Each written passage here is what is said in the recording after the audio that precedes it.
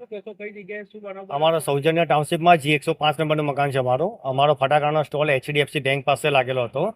હવે તે દિવસે કંઈક પપ્પા જમવા આવ્યા, મેં જમવા આવ્યો ને પપ્પા ત્યાં આગળ દુકાને ઉભેલા. તે ટાઈમે કંઈક નાગા બાવા આવેલા અને એમની જોડતી આવતી અછોડોને વીંટી કઢાઈને લઈ ગયા.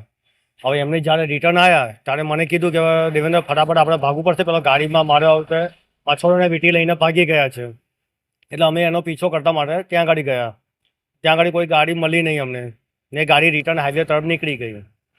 ફરિયાદ ક્યારે નોંધાઈ? ફરિયાદ અમારી 19 તારીખની આસપાસ લખાવેલી છે, પણ પાકી FIR અમારી આજે સવારે નોંધણી થઈ છે. એટલો બધો સમય લાગે?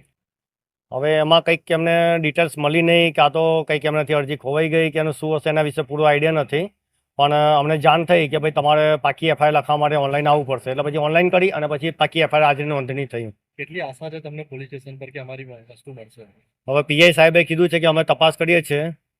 એમાં એક 16માં અમદાવાદ 16માં પણ કંઈક આ રીતની જ મેટર છે, સેમ મેટર જ છે. એ તારીખ કંઈક દિવાળીના બીજા દિવસની છે.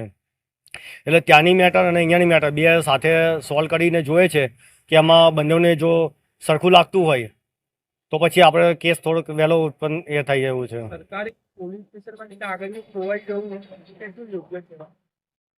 યોગ્ય તો ના કહેવાય, તો એમની જોડે જ હોવું જોઈએ. પણ એમને કદાચ એ વસ્તુનું જાણ નહીં હોય કે એમને કંઈક શું થયું હશે તો એમને મને એવું કીધું કે તમારી અરજી તમારે ફરીવાર લખાવવા આવવું પડશે. કાગળિયું ખોવાઈ ગયું છે કે બંદોબસ્તના કારણે એ લોકો તપાસ નહીં કરી શકે? શાયદ બંદોબસ્ત હોઈ શકે, કેમ કે તે દિવસે કદાચ એવું પણ હતું કે કેવડિયા કોલોની પાસે કંઈક એમની મિટિંગ હતી ને એવું કંઈક હતું ખરું, એટલે એના કારણે હોઈ શકે. શું નામ આપનું? દેવેન્દ્ર કુમાર રાણા.